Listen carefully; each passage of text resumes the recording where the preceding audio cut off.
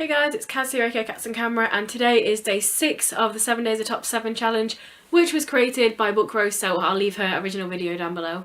Today's topic is 7 books that exceeded your expectations. So again, no particular order. First up, of course, how can I not put this in? It's the All for the Game trilogy by Nora Sakavic. I'm literally wearing the jumper every single day of Vlogmas, so yeah, you can tell that I liked this. We follow Neil, the main character, who has been on the run for most years of his life because of some crazy stuff that happened in his past.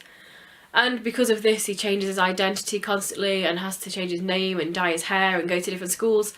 But at his most recent school, he gets headhunted to become a member of the Foxhole Court, which is the Palmetto State Exy team. Exy is a made-up sport in here, but it's super good and you should read about it. And yeah, from there, there's just lots of characters. It's a really dark series. There's a lot of stuff that if you're triggered by pretty much anything, then probably don't read them, but it's super dark, but it's so sarcastic and dry and witty and suspenseful and also cute in places and really lovely, and it's just really gritty. I know that's like the complete opposite. It's cute and gritty, but it's so good. And there's this undertone of some crazy mixed up business that's going on, and then there's all the games of Exy, and yeah, you should read this. Next up I have The Raven Boys, or just The Raven Cycle in general, by Maggie Stiefvater. This one I'd heard bits and pieces of people talk about it, but pretty much all I knew was, oh, there's some people after a Welsh king, and I didn't know what that meant. It didn't mean anything to me, but I thought, hey, people seem to like this book. So I got this and it's so good. It's so character driven. If you really like books where the characters are the most important aspect and getting characterizations and growth and relationships building, not necessarily romantic relationships, just relationships in general between friends and family and community, if we're talking about Blue's House. And I think it's kind of good to go into it not really knowing what's going on. If you're expecting this big YA cliche book about somebody who kisses their true love and they will die, then this is probably not going to be what you're expecting, because even though it's sold like that to try and make people pick it up, it's really not about that. It's just about a group of friends. Next up I have A Court of Mist and Fury by Sarah J Maas. Like most people that read this series, the second one is my favourite. I read A Court of Thorns and Roses and I thought it was okay. Honestly, it wasn't a book that I was super excited to get to. I didn't purposely go out and buy it. I found A Court of Thorns and Roses in a charity shop for 99p, so I picked it up and I started reading it that day because I was out and about and didn't have a book on me. So if I didn't find it in a charity shop, I probably wouldn't have even thought to buy it. But this second book is so much better than the first one. It's so much better than the third one, which is unfortunate. But just the world building, the characters, the sort of family of characters that are not related, but they've made this little close-knit family with them for themselves. All the side characters, just everything in this book is what I wish the whole series would have been. But it definitely exceeded my expectations. And then unfortunately the third book lowered them again. But yes, this one on its own is definitely a really, really good book. Next up, random one I guess, it's the Percy Jackson series by Rick Riordan.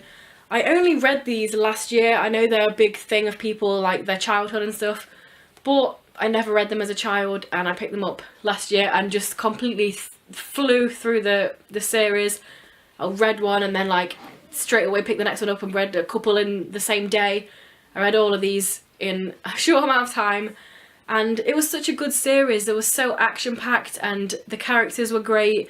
All of the villains, all of the gods, just, it's so good. I've seen the films, I know everyone hates them. I don't mind them because obviously I saw them before the books, but obviously the books are so much better.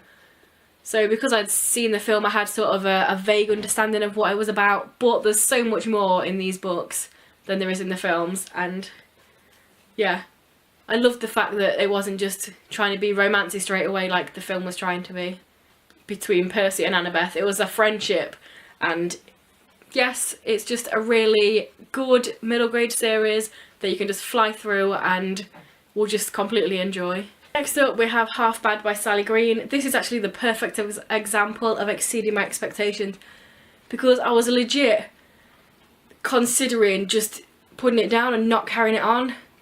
The only reason I persevered with this was because it was on my way to Leeds Festival a few years ago, and it was the only thing I had with me on the train and stuff. But this starts off being written in second person, and I absolutely hated it, because I was like, no, this isn't me. I can't be involved in this scene because it isn't me. You can't say you did this and you did that, because no, I didn't. I'm not a boy called Nathan.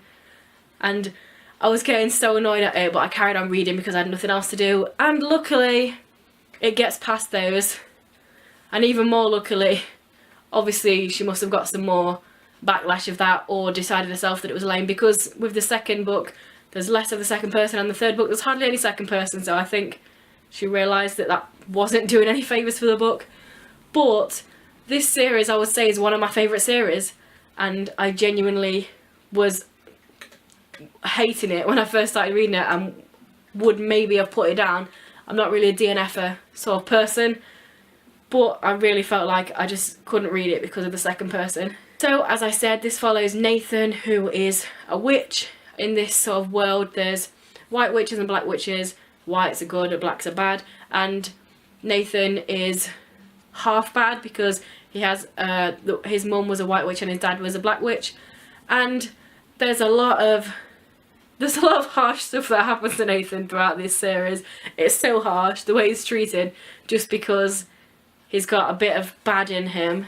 And yes, of course you can see that sort of underlining sort of racial issue there, which I'm sure most people that read this would have seen. I think some people saw it as a bad thing, but I think it was purposefully done that way to show that people do see the races as different in terms of good and bad. I thought it was done really well. But yeah, if you want a different twist on witches, and if you don't mind reading some really harrowing, harsh stuff following this character, it's pretty bad. You should definitely check out this series. Next up I have The Song of Achilles by Madeline Miller. This one was one that I'd heard a little bit about, but because I don't really like historical stories, I was kind of like, it'll probably be okay. But it was so good. I absolutely loved it. I'd never read the Iliad, so I didn't know the story, so certain things happened and I was like, oh my god. Whereas other people who know the story probably would have known what was going to go on. But it was so good. This follows Patroclus, who does something, and because of that he's sent off to live with this guy whose son is Achilles, and it's their friendship and then they're joining together as a romantic partnership. But obviously it's set to the scene of this big battle that's going on and everything kicking off and everybody wanting Achilles, obviously, because he's like the best fighting dude ever. But yeah, it's really good, it's harrowing, it's emotional, and yeah, I really wasn't expecting to like it as much as I did. And last but not least, this is a really weird one, I guess, but The Hunger Games by Suzanne Collins. This I legit read for the first time ever at the end of last year, and I finished it, the third book I read at the beginning of this year, and the hype is real, and I really didn't think it was going to be, because most of the time when a book is hyped and hyped and hyped and hyped and hyped, you're disappointed because it's hyped so much. But this was so good. This series deserves all the hype it gets.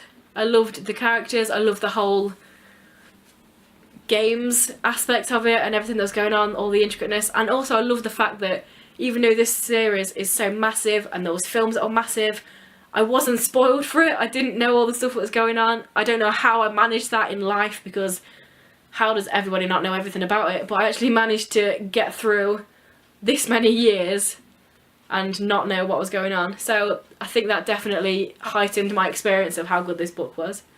So there we have it. Those are the 7 books slash series that exceeded my expectations. If there's anything here that you haven't read, you definitely should, because they were all absolutely incredible books. So tell me down below, what are some of the books that exceeded your expectations of them, whether it was because you'd heard bad things and it was actually really good, or whether it was because you didn't really know much about it and it blew your mind. Then tell me down below. or if you've been participating in the 7 days top 7 challenge and have a video, then tell me and I'll check it out. If this is your first video by me and you enjoy it, then please check out some of my others, and if you continue to enjoy them, then please subscribe, that would be awesome. Anyway guys, I will see you tomorrow with the last day of 7 days of top 7. Yes, bye.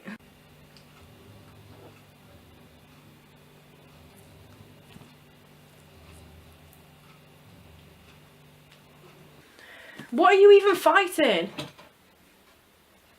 It's actually... Can you not? You're gonna end up knocking that off.